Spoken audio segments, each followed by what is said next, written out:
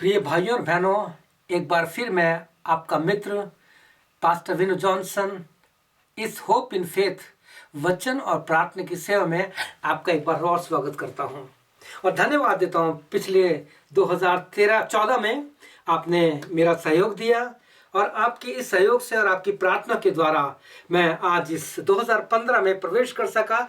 ये वो आशा है जो प्रभु ने मुझे दी है, वो प्रभु यीशु मसीह जो मेरे लिए मरा, गाड़ा गया और जी उठा, और उसी के साथ मैंने इस 2015 में प्रवेश किया है। प्रिय भाई और बहनों, इससे पहले कि मैं आज के संदेश को, एक विशेष संदेश को आपके साथ बांटना चाहूं, मैं आपके लिए प्रार्थना करना चाहूंगा, अपने लिए प्रार्थना करूंगा कि प्रभु ना तो बल से, ना शक्ति से, ना बुद्धि से, ना ज्ञान से, पर तेरी आत्मा के द्वारा ये वचन बहुतों तक पहुंच जाए। आइए हम प्रार्थना करें। प्रभु यीशु, आपके वचन के लिए धन्यवाद कि आपने अपने भेदों को अपने लोगों पर खोला है। इन अंतिम दिनों में प्रभु यीशु हम तेरे पास आते हैं और फिर से इस साधन के द्वारा, इस माध्यम के द्वारा तेरे वचन को हजारों हजारों लोगों तक, पृथ्वी के छोर तक हम प्रभु पहुंचाना चाहते हैं। जितने लोग हमारे भाई और बहन इस समय इस संदेश को सुन रहे हैं, प्रभु उनकी बुद्धि को खोल दे, उनको वो ज्ञान दे जो ऊपर से आता है, ताकि इस अंतिम दिनों में प्रभु यीशु मसीह जागते और प्रार्थना करते रहें, क्योंकि दिन बुरे हैं। प्रार्थना यीशु के नाम से, आमीन। प्रिय भाइयों, आज मैं जो आपके साथ वचन बांटना चाहता हूं वो विषय है डे एंड नाइट, दिन और रात। क्यों? आपने देखा होगा कहीं दिन है और कहीं रात है, लेकिन इसका मकसद क्या है, इसका क्या प्रभु हमारे जीवन से चाहता है? तो मैं इसके लिए पहले बात आपसे चाहता हूं कि आप जेनेसिस, उत्पत्ति 1 to 5 जरूर पढ़िए। और अगर पूरा 1 चैप्टर पढ़ेंगे, पहला चैप्टर पढ़ेंगे, तो आपके साथ बहुत सी बातें आपके सामने आएंगी। यहां मैं आपके साथ बाइबल से पढ़ना चाहता हूं। जेनेसिस 1 to 5 जहां लिखा है, आदि में परमेश्वर ने आकाश और पृथ्वी की सृष्टि की, और पृथ्वी बेडौल और सुनसान पड़ी थी, और गहरे जल के ऊपर अंधियारा था। ध्यान दीजिए, अंधियारा था। तब परमेश्वर का आत्मा जल के ऊपर मंडलाता था। तब परमेश्वर ने कहा, उजियाला हो, तो उजियाला हो गया। और परमेश्वर ने उजियाले को देखा, अच्छा है। और परमेश्वर ने उजियाले को अंधियारे से अलग कर दिया। और परमेश्वर ने उजियाले को दिन और अंधियारे को रात कहा। सांझ हुई और भोर हुई, इस प्रकार से पहला दिन हो गया। देखिए, पहले दिन परमेश्वर ने दिन और रात बनाया। कहते हैं दिन और रात।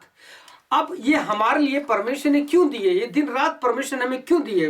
इसका भेद परमेश्वर ने मुझे जो खोला अपनी पवित्र आत्मा के द्वारा, उसी भेद को मैं आपके साथ बांटना चाहता हूं, ताकि आप भी इन अंतिम दिनों में इस सीक्रेट के द्वारा, इस भेद के द्वारा, इस मिस्ट्री के द्वारा जो मेरे द्वारा परमेश्वर आप तक पहुंचा रहा है, उस आशा में जी सकें, उस प्रभु के नाम से जी सकें, जिसने कहा जागते और प्रार्थना करते रहो कि तुम परीक्षा में ना पड़ो। अब देखिए, इन सारी बातों के लिए मैं बाइबल से एक वचन आपके साथ पढ़ूंगा। मैं कुछ एक वचन पढ़ रहा हूं आपके साथ, और फिर उसके साथ उसको मैं बताते हुए जाऊंगा। प्रभु यीशु मसीह ने अपने वचन Matthew gospel saint according to Matthew 24 और 25 में लिखा है, देखो मैं पहले से तुमसे कह देता हूं, देखो मैं पहले से तुमसे सब कुछ कह दिया है, या कह देता हूं। परमेश्वर प्रभु यीशु मसीह ने हमें पहले से सब कुछ कह दिया है। वो क्या बात है? यूहन्ना रचित सुसमाचार 9:4 आप पढ़ेंगे। जॉन 9:4 में लिखा है, उसने उनसे कहा, अर्थात प्रभु ने कहा, हमें उसके काम दिन ही दिन में करना है। देखिए, ध्यान देना, डे एंड नाइट जो मैं आज आपके साथ बांटना चाहता हूं, बहुत इंपॉर्टेंट वर्ड है, डे एंड नाइट। प्रभु यीशु मसीह ने क्या कहा? हमें उसके काम दिन में करना अवश्य है, क्योंकि वो रात आने वाली है जिसमें कोई काम नहीं कर पाएगा। प्रभु यीशु मसीह आपसे क्या कह रहे हैं? आप अगर इस बात को समझे हैं, तो परमेश्वर ने आपको और मुझको, यीशु मसीह ने एक आज्ञा दी कि हमें दिन और रात प्रार्थना करनी है। और इस प्रकार से इस बात को देखते हैं, प्रभु यीशु मसीह ने इस बात को रख दिया है कि हमें दिन ही दिन में ये कार्य करने हैं। सवाल उठता है, क्यों करना है? क्योंकि पहला थेसलोनिकन उसका 5 और 5, फर्स्ट थेसलोनिकन चैप्टर 5 में लिखा है, क्योंकि तुम सब ज्योति की संतान हो और दिन की संतान हो, हम रात के नहीं ना अंधकार के हैं। देखिए, अगर आपने प्रभु को जीवन दिया है, if you are born again, if you are the child of God, if you are the children of Jesus Christ, you are the children of day not night. अंधकार के संतान नहीं है। तो इसलिए प्रभु यीशु मसीह ने कहा था, I am the light of this world, you are the light of the world, if you are the light of this world you have to work in the day. दिन जो दिया है आपको उसमें काम करने हैं। यहां पर हम इस चीज को देखते हैं, हमारे मुस्लिम भाई लोग जो हैं उनको परमेश्वर ने उनके विश्वास के अनुसार, उनके अकीदे के अनुसार 5 टाइम की प्रार्थना दी है और वो करते हैं। और परमेश्वर के वचन में, पवित्र शास्त्र बाइबल में हमें परमेश्वर ने 3 समय की प्रार्थना के बारे में कहा है। आप कहेंगे कहीं नहीं लिखा। देखिए, प्रभु यीशु मसीह ने बार बार कहा है कि प्रार्थना किया करो कि तुम परीक्षा में ना पड़ो, और यहां भी लिखा है कि हमें दिन ही दिन में वो काम करने। क्या काम है? सवाल ये उठता है। हमें इवेंजलिज्म करना है, हमें प्रार्थना करनी है लोगों के लिए। वो बात मैं बताऊंगा आपको कि किस प्रकार से आगे है। यहाँ पे हम देखते हैं कि अगर प्रभु के वचन में हम पढ़ेंगे तो यहाँ पे किस प्रकार से 5 बात के लिए लिखा है। अगर दानियल की पुस्तक पढ़ेंगे, द बुक ऑफ डैनियल 6:10 पढ़ेंगे तो लिखा है, जब दानियल को मालूम हुआ, जब दानियल को उस बात से पता कि मेरे पर तकलीफ आने वाली है, लोगों ने मेरे विरोध में षड्यंत्र खेला है, they are making some plot, मुझे फंसाने वाले हैं, तो लिखा जैसे वो दिन में 3 बार प्रार्थना करता था, वो गया जिसकी खिड़कियां यरूशलेम की ओर खुलती थी। प्रिय भाई बहनों, हमारी आत्मिक खिड़कियां कहाँ खुलती है? हम कहाँ देखते हैं? सवाल ये उठता है कि हमारे जीवन में इन सारी बातों को देखना है। दानियल ने 3 बार प्रार्थना की और उसने प्रार्थना की, जैसा वो दिन में 3 बार अपने परमेश्वर के सामने घुटने टेक कर प्रार्थना करता था और धन्यवाद करता था, वैसा ही वो करता रहा। कंटिन्यूशन है। इसके बाद अगर साम पढ़ेंगे, भजन 55 पढ़ेंगे, आप साम 55 पढ़ेंगे, उसका 16 और 70 तो लिखा है, मैं परमेश्वर को पुकारूंगा, ये वह मुझे बचा लेगा। और वो दाऊद कहता है, सांझ को, भोर को, दोपहर को, तीनों पहर दुहाई दूंगा। प्रिय भाई बहन, क्या इनका ही काम था प्रार्थना करना? क्या आपका नहीं है? हम जो सेवक लोग हैं, हमें परमेश्वर ने बहुत बड़ी जिम्मेवारी दी है। कलीसिया की सेवा दी है, चर्च की सेवा दी है, आत्माओं की सेवा दी है, और कलीसिया में जो नए लोग आ रहे हैं उनके लिए दिए। इसके लिए मैं हमेशा कहता हूं, without kneeology there is no theology. अगर आपने कितनी थियोलॉजी का ज्ञान पा क्या, आपके पास PhD डॉक्टर की बड़ी बड़ी डिग्री है, if there is no life of on knee, अगर हमारे घुटनों की सेवा नहीं है तो there is no theology without न्यूलॉजी।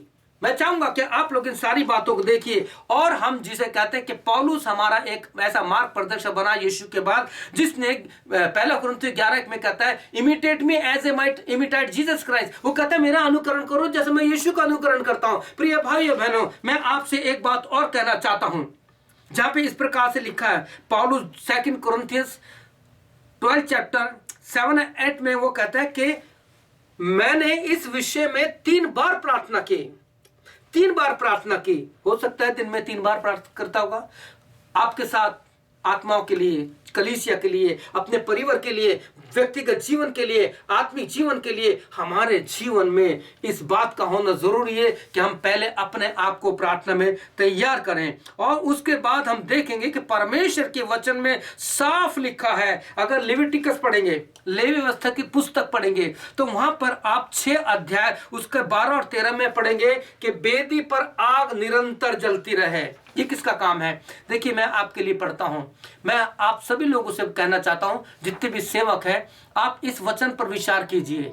Leviticus, levy व्यवस्था, उसका 6 अध्याय 12 और 13 में क्या लिखा है? देखिए, मैं आपके लिए पढ़ना चाहता हूं। यहां लिखा है, वेदी पर अग्नि जलती रहे और कभी ना बुझने पाए, और याजक भोर भोर उस पर, यानी सुबह सुबह जब भी टाइम मिलता है, लकड़ी डालकर होम बलि के टुकड़ों को उसके ऊपर सजाकर रखे। हमें अपने आप को बलि करना है। ये लकड़ी क्या है? हमें अपने आप को तैयार करना है। ये है वचन जिससे आग लगती है। प्रिय भाई और बहनों, मैं चाहूंगा कि आप अपने जीवन में इस पवित्र शास्त्र बाइबल के द्वारा उस वेदी की आग को और भड़काई है, ताकि लिखा है आगे इसमें कि वो कभी ना बुझने पाए। हमारे जीवन में प्रार्थना की कमी है तो हम कलीसिया में कैसे करेंगे? हमें कलीसियाओं में, अपने परिवारों में ग्रुप प्रेयर सेल शुरू करना है। अपने परिवार में, अपना व्यक्तिगत परिवार का जो है हमारा, जिसे फैमिली प्रेयर बोलते हैं, बाइबल स्टडी बोलते हैं, वो करना बहुत जरूरी है। इसी बात को हम आगे बढ़ाते हुए, जैसे वचन में लिखा है कि वेदी पर आग लगातार जलती रहे, मती रची सुसमाचार, उसका 24 वर्ष उसके 20 और 21 में लिखा है, प्रार्थना किया करो कि तुम्हें जाड़े के दिन या सबत के दिन भागना न पड़े, क्योंकि उस समय ऐसे भारी कलिष्ट हो गए जैसे जगत के प्रारंभ से ना तो अब तक हुआ है और ना होगा। अब सवाल ये उठता है, ये किसकी किसकी जिम्मेवारी है? ये हम सेवकों की जिम्मेवारी है कि हम लोगों को उभारें। अब मैं आपको बताना चाहता हूं, दिन और रात। आपने देखा होगा कि आज जैसे हमारी रात है तो इंडिया में दिन है, देश के किसी भी दिन में जहां दिन होगा तो कहीं रात होगी। तो सवाल ये उठता क्या है, किसी ने मुझसे पूछा कितना अच्छा है, दो कहीं दिन कहीं रात। उसने ऐसे बोला था, भगवान तेरी माया, कहीं धूप कहीं छाया, यानी कहीं दिन है कहीं रात है। इस पर मैं विचार करने लग गया। तो सवाल ये उठता क्या है इसका मतलब? मैं आपको बताना चाहता हूं, परमेश्वर ने जो मुझे बताया, प्रभु यीशु मसीह ने कहा कि हम दिन की संतान हैं, हमें दिन ही दिन में काम करना है। देखिए भाइयों बहनों, आज बहुत से सेवक हैं जो आज जिस देश में अंधकार है, जहां रात है, वो अपना दिन भर का काम करके सो जाएंगे। लेकिन जो दिन में है, जो सेवक दिन में है, जो अपने आप को विश्वासी कहते हैं, उनका काम करता है होता है कि दिन में प्रार्थना करें, क्योंकि परमेश्वर ने हमें दिन इसलिए दिए कि हम उन लोगों के लिए प्रार्थना करें कि जो आज रात, जहां रात है, अब वो अपने कार्य को करके सो गए हैं। हमें उनके लिए और अपने देश के लिए, अपने परिवार के लिए, अपनी कलीसिया के लिए, अपने आत्मिक जीवन के लिए प्रार्थना करनी है। क्या आप ऐसा करते हैं? मैं करता हूं।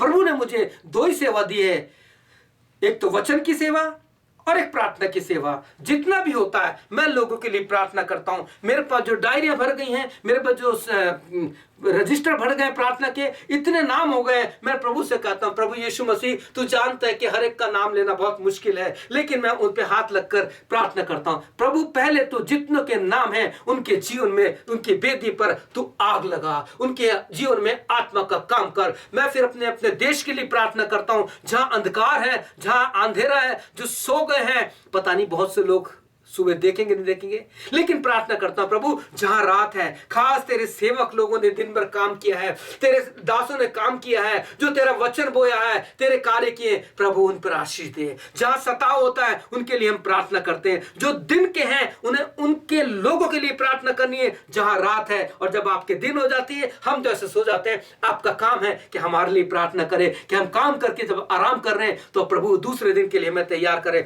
क्या आप इस प्रकार से करेंगे? क्या आज आप मेरे साथ इस बात का प्रतिज्ञा करेंगे कि हां परमेश्वर, तूने कहा है यीशु मसीह के, देखो मैंने पहले तुमसे सब कुछ कह दिया है, क्योंकि दिन ही दिन को करना है, जो भी काम है हमें दिन में करना है, क्योंकि वो रात आने वाली है जिससे काम नहीं पड़ा। आप देखिए, जब आपको रात सो जाते हैं तो आपको नहीं पता आप जीवित हैं मरे हुए। मैं अक्सर जब भी सुबह उठता हूं तो मैं कहता हूं, Lord thank you, today I am alive, I have risen from the death। मैं मौत से उठ गया हूं, क्योंकि रात को मैं मरा पड़ा था, अब सुबह उठ गया हूं, तेरा धन्यवाद, आज जी उठा हूं। और जब रात को सोता हूं तो मैं कहता हूं, प्रभु मैं सोने के लिए जा रहा हूं, मुझे नहीं पता नींद में मैं क्या होगा, अगर तू आता है तो मैं तेरे साथ जाऊं, यदि मैं सोता का सोता रह जाता हूं तो प्रभु मेरी आत्मा को ग्रहण करना। क्योंकि मैंने बहुत से लोगों को देखा है, मेरे बहुत से प्रियजनों के समाचार जब इंडिया से मिले, कि अच्छे थे, भले चंगे थे, लेकिन रात को जब सोए तो कभी उन्हें सुबह न देखी। लेकिन धन्यवाद हो प्रभु का कि आप और मुझको प्रभु दिन भी देता है, रात भी देता है। दिन इसलिए देता है, अपने कामकाज के साथ कम से कम हम लोगों के लिए प्रार्थना करें। 15 मिनट प्रार्थना करें, 20 मिनट प्रार्थना करें। अगर 10 15 15 20 मिनट के 3 दिन में 3 टर्म प्रार्थना करते हैं तो आप वचन की उस बात में, जैसे दाऊद कहता है, दिन को, दोपहर को, शाम को, सुबह मैं नित्य प्रार्थना करता हूं। पौलुस कहता है इसके विषय में मैंने प्रार्थना की। प्रिय भाइयों बहनों, बहुत मुख्य विषय है दिन और रात। और परमेश्वर ने ही कहा दिन को रात, और दिन और रात परमेश्वर ने कहा, जहां इस प्रकार से, और परमेश्वर ने उजाले को देखा अच्छा है, और परमेश्वर ने उजियाले को दिन और अंधेरे को रात कहा।